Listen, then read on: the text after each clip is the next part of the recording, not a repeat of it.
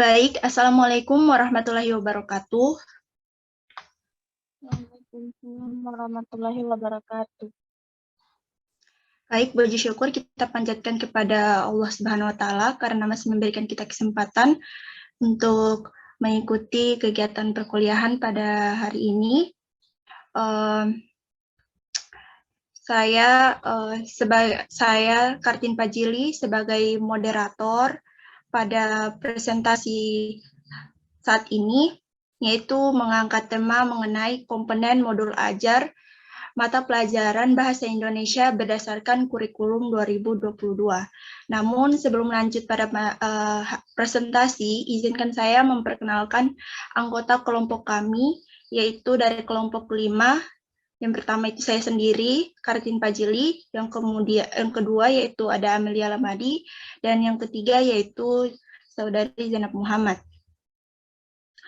Tanpa berlama-lama lagi, langsung saja kita mulai presentasinya.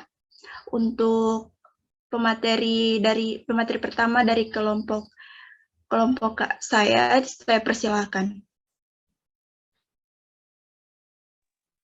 Baik, terima kasih moderator. Langsung saja. 1. Pengertian. Komponen modul ajar kurikulum sekolah penggerak adalah sejumlah alat atau sarana media, metode, petunjuk, dan pedoman yang dirancang secara sistematis dan menarik. Modul ajar merupakan implementasi dari alur tujuan pembelajaran atau ATP yang dikembangkan dari capaian pembelajaran atau CP dengan profil pelajar Pancasila sebagai sasaran. Modul ajar disusun sesuai dengan fase atau tahap perkembangan peserta didik, mempertimbangkan apa yang akan dipelajari dengan tujuan pembelajaran dan berbasis perkembangan jangka panjang.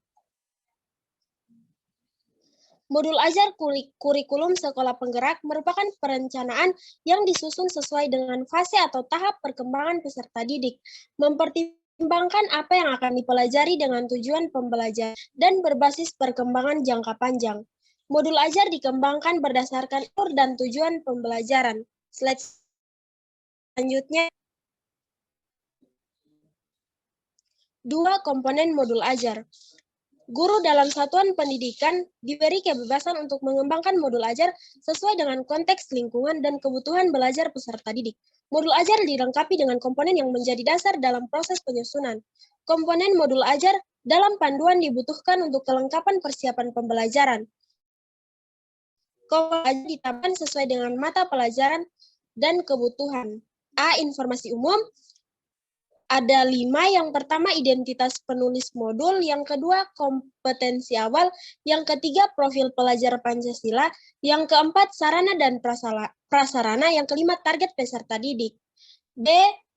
Tujuan pembelajaran. Tujuan pembelajaran harus mencerminkan hal-hal yang penting dari pembelajaran dan harus bisa diuji dengan berbagai bentuk asesmen sebagai bentuk dari unjuk pemahaman. Tujuan pembelajaran menentukan kegiatan belajar, sumber daya yang digunakan, kesesuaian dengan keberagaman murid, dan metode asesmen yang digunakan. Tujuan pembelajaran bisa dari berbagai bentuk, pengetahuan yang berupa fakta dan informasi, dan juga prosedural, pemahaman konseptual, pemikiran dan penalaran keterampilan, dan kolaboratif dan strategi komunikasi. Slide selanjutnya. C. Profil pelajar Pancasila. Profil pelajar Pancasila merupakan tujuan akhir dari suatu kegiatan pembelajaran yang berkaitan erat dengan pembentukan karakter peserta didik. Profil pelajar Pancasila atau PPP dapat tercermin dalam konten dan atau metode pembelajaran. Di dalam modul pembelajaran, profil pelajar Pancasila tidak perlu mencantumkan seluruhnya, namun dapat memilih profil pelajar Pancasila yang sesuai dengan kegiatan pembelajaran dalam modul ajar. Dimensi profil pelajar Pancasila saling berkaitan dan terintegrasi dalam seluruh mata pelajaran melalui jelas di dalam materi atau isi pelajaran, pedagogi, dan atau kegiatan proyek atau asesmen. Setiap modul ajar membuat satu atau beberapa unsur dimensi profil pelajar Pancasila yang telah ditetapkan. Terima kasih, hanya itu saja materi dari saya. Selanjutnya saya kembali kembalikan kepada moderator. Baik, terima kasih kepada pemateri pertama, yaitu Saudari Amelia Melamadi. Selanjutnya, kepada pemateri kedua, saya persilakan.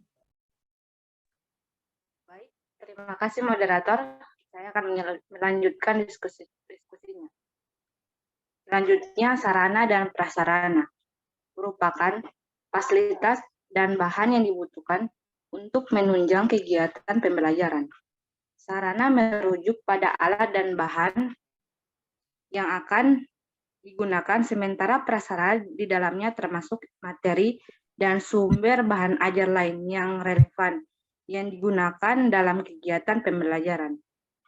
Ketersediaan materi disarankan mempertimbangkan kebutuhan peserta didik baik dengan keterbatasan atau kelebihan teknologi, termasuk sarana dan prasarana yang penting untuk diperhatikan dan juga dimanfaatkan agar pembelajaran lebih dalam dan bermakna. Selanjutnya, target peserta didik. Yang pertama, peserta didik reguler. Tipikal, umum, tidak ada kesulitan dalam mencerna dan memahami materi ajar. Yang kedua, peserta didik dengan kesulitan belajar. Memiliki gaya belajar yang terbatas. Hanya satu gaya, misalnya dengan audio, memiliki kesulitan dengan bahasa dan pemahaman materi ajar, kurang percaya diri, kesulitan berkomunikasi jangka panjang. Selanjutnya juga peserta didik dengan pencapaian tinggi, mencerna dan memahami dengan cepat, mampu mencapai keterampilan berpikir aras tinggi atau HOTS, dan memiliki keterampilan memimpin. Yang selanjutnya yaitu model pembelajaran.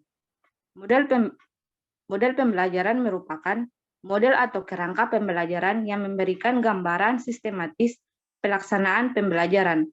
Model pembelajaran dapat berupa model pembelajaran tatap muka, pembelajaran jarak jauh dalam jangka panjang, atau daring, pembelajaran jarak luar jaringan atau luring, dan blend learning. Selanjutnya itu asesmen. Asesmen digunakan untuk mengukur pencapaian pembelajaran di akhir kegiatan.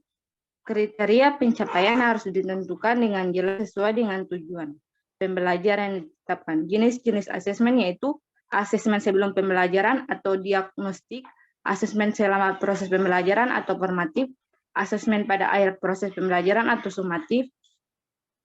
Bentuk asesmen yang bisa dilakukan yaitu sifat profil pelajar Pancasila dapat berupa observasi, penilaian, teman sebaya, dan anekdotal.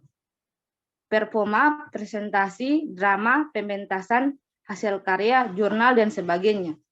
Tertulis, tes objektif, esai, pilihan ganda, dan isian, jawaban singkat, benar atau salah. Hanya itu dari saya kembalikan kepada moderator.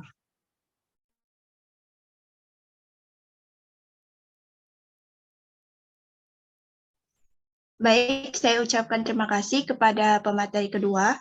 Selanjutnya, di samping saya sebagai moderator, saya akan melanjutkan presentasi dari materi ini, yaitu mengenai kegiatan pembelajaran. Plan kegiatan pembelajaran inti dalam bentuk langkah-langkah kegiatan pembelajaran yang dituangkan secara konkret, disertakan opsi atau pembelajaran alternatif dan langkah untuk menyesuaikan dengan kebutuhan belajar siswa. Langkah kegiatan pembelajaran ditulis secara berurutan, sesuai dengan durasi waktu yang direncanakan. Meliputi 3 tahap, yakni pendahuluan, inti, dan penutup berbasis metode pembelajaran aktif. Selanjutnya yaitu refleksi. Refleksi adalah kegiatan pemberian umpan balik atau penilaian dari siswa terhadap guru setelah mengikuti serangkaian proses belajar mengajar dalam jangka waktu tertentu. Refleksi adalah ungkapan jujur perasaan peserta didik untuk memberikan kesan dan pesan atas pembelajaran yang telah dilakukan bersama guru.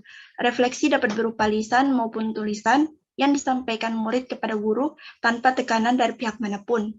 Tujuan pemberian refleksi adalah untuk mengekspresikan kesan konstruktif, pesan, harapan, dan kritik terhadap pembelajaran yang telah diterima siswa kepada guru dengan perasaan jujur dan tanpa tekanan. Refleksi dapat membantu tenaga pengajar untuk mengukur kemampuan mengajar masing-masing guru. Dengan pemberian refleksi, guru dapat mengintrospeksi diri untuk terus meningkatkan kemampuan mengajar hingga dapat mencapai tujuan yang ditetapkan lembaga sekolah. Kemudian yang terakhir yaitu daftar pustaka. Daftar pustaka itu sendiri seperti yang kita ketahui merupakan sumber-sumber referensi yang digunakan dalam pengembangan modul ajar. Referensi yang dimaksud adalah semua sumber belajar, buku siswa, buku referensi, majalah, koran, situs internet, lingkungan sekitar, narasumber, dan lain sebagainya. Baik, itulah hasil presentasi dari materi kami. Jika teman-teman ingin bertanya terkait pemaparan materi kami, saya persilakan.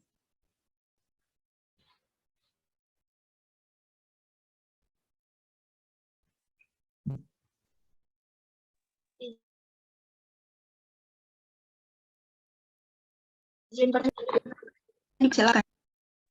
Baik, kasih. Saya ingin bertanya yaitu apa yang harus diperhatikan dalam mengembangkan modul ajar sekolah penggerak. Terima kasih. Selanjutnya, apakah masih ada yang ingin bertanya? Dipersilakan. Bertanya moderator. Iya, dipersilakan.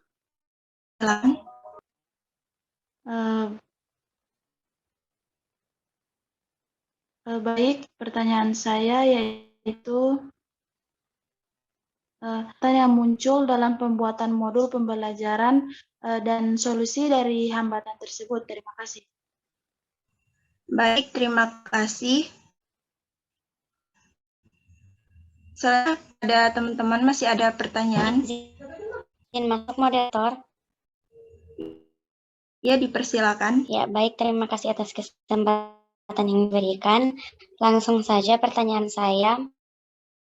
Pembuatan modul ajar. Terima kasih, saya kembalikan. Baik, terima kasih. Di samping menunggu pertanyaan dari teman-teman lainnya, apakah sudah ada dari teman-teman kelompok saya kelompok presentator, apakah sudah bisa menjawab pertanyaan dari teman-teman?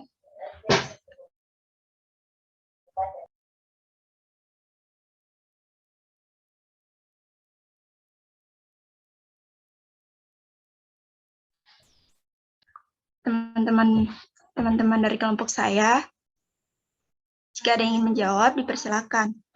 Pertanyaan dari teman-teman tadi. Izin masuk moderator. Iya, dipersilakan. Baik, saya di sini akan menjawab pertanyaan dari Rahmiyati Yusuf, yaitu saya bacakan kembali apa yang harus diperhatikan dalam mengembangkan modul ajar sekolah penggerak. Yang pertama itu mengidentifikasi tujuan pembelajaran sesuai materi yang diberikan. Jadi, saat modul ajar bisa berisi tujuan sekaligus. Melakukan asesmen untuk mengidentifikasi kompetensi utama yang ditujukan pada peserta didik. Dan yang terakhir, menentukan instrumen asesmen yang bersifat sumatif. Sekian dari saya, terima kasih. Baik, terima kasih. Selanjutnya kepada teman-teman pemateri, masih ada yang menjawab pertanyaan dari teman-teman. Silakan. Moderator. Silakan. Baik, saya akan menjawab pertanyaan dari Clarina Safa. Saya ulangi lagi pertanyaannya. Apa dalam pembuatan modul ajar? Yang pertama adalah karena perdebatan masyarakat umum bahwa menulis memerlukan bakat. Yang kedua, faktor kesibukan atau rasa malas. Yang ketiga, bingung untuk memulai tulisan. Dan yang terakhir yaitu kesulitan dalam menganalisis bahan ajar. Baik, terima kasih kepada pemateri. Selanjutnya, Iri yang akan menjawab pertanyaan dari penanya, yaitu dari Saudari Aditya Datununggu, yaitu pertanyaannya, apa saja hambatan yang muncul dalam pembuatan modul pembelajaran, serta solusi dari hambatan tersebut. Untuk hambatannya, sudah jawab sebelumnya, dari pertanyaan dari Saudari.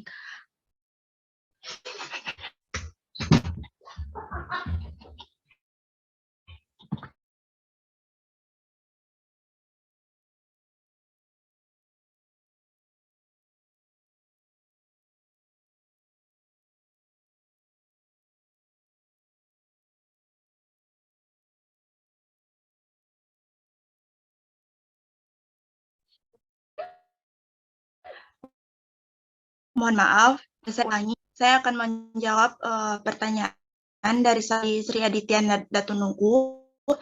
Itu pertanyaannya, apa saja hambatan yang muncul tersebut. Nah, untuk hambatannya sudah terjawab dari pertanyaan Sri Clarin siapa, berapa caranya. Yang pertama, karena perdebatan masyarakat umum bahwa menulis memerlukan bakat. Yang kedua, faktor kesibukan dan rasa malas. Kemudian yang ketiga, bingung untuk memulai tulis. Dan yang keempat, kesulitan dalam menganalisis bahan ajar. Kemudian terdapat beberapa alasan RPP, dan ini bisa digunakan sebagai perbaikan dan peningkatan kompetensi guru agar lagi di mana yang pengalaman mengajar guru. Pengalaman mengajar guru menjadi sangat penting untuk dapat membuat dan menyusun RPP tepat dan akurat bagi dan sisa. Akan berbeda guru yang sudah memiliki banyak pengalaman mengajar, tentu akan lebih mudah dalam menentukan model pembelajaran, metode pembelajaran, dan strategi yang dibutuhkan oleh kelas. Berbeda dengan guru memiliki pengajaran yang sedikit, mungkin masih meraba-raba dalam menentukan proses pembelajaran yang tepat. Kemudian selanjutnya yaitu perbedaan karakter peserta didik. Nah, perbedaan karakter kemampuan akademik peserta didik dalam satu kelas menjadi tantangan sendiri bagi guru. Nah, berkarakter tersebut perlu treatment dan perlakuan yang berbeda pula oleh guru. Kemudian yang ketiga, terbatasnya fasilitas yang terjadi di sekolah. Terkadang, guru sudah merumuskan RPP yang tepat untuk proses pembelajaran di kelas, namun terkadang terhalang oleh fasilitas yang tersedia di sekolah, sehingga rancangan proses pembelajaran harus disesuaikan dengan fasilitas yang tersedia di sekolah. Kemudian yang keempat dan yang terakhir yaitu waktu yang terbatas. Kita paham betul bahwa tugas dari seorang guru tidak sekedar menyiapkan RPP dan mengajar saja, melainkan banyak tugas lainnya yang berhubungan dengan administratif, penelitian, dan macam-macam lainnya. Sehingga ada waktu yang terbatas tersebut membuat guru kesulitan untuk dapat merancang RPP dengan perencanaan yang mendalam. Demikian itulah beberapa alasan yang mengapa seorang guru mengalami permasalahan tersebut saat RPP, dan itu bisa digunakan sebagai perbaikan dan peningkatan kompetensi guru agar menjadi lebih baik. Baik, itulah jawaban dari saya. Selanjutnya kepada teman-teman pemateri, teman-teman penanya, apakah sudah bisa menerima jawaban jika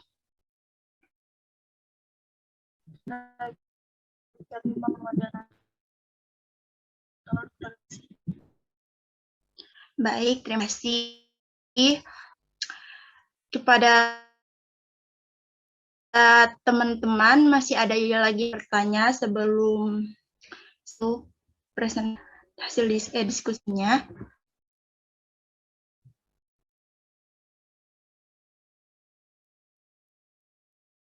Sudah tidak ada, maka izinkanlah saya menyimpulkan hasil diskusi dari kelompok ini, yaitu modul ajar seperti yang kita ketahui ialah sejumlah alat atau sarana, media, metode atau petunjuk dan pedoman yang dirancang secara sistematis dan menarik. Nah, modul ajar inilah yang merupakan implementasi dari alur tujuan pembelajaran yang dikembangkan dari capaian pembelajaran dengan profil pelajar Pancasila sebagai sasarannya. Nah, komponen modul ajar ini sangat penting dalam sistem pembelajaran, sebab diharapkan mengajar akan perubahan tingkah laku pada diri peserta didik. Proses belajar mengajar merupakan indikator suatu keberhasilan dari pelaksanaan kurikulum itu sendiri. Baik, itulah hasil materi dari kelompok kami, dari kelompok 5. Saya selaku moderator memohon sebesarnya apabila terdapat kekurangan dan sama diskusi tadi dan presentasi tadi. Sekian dari saya. Wassalamualaikum warahmatullahi wabarakatuh.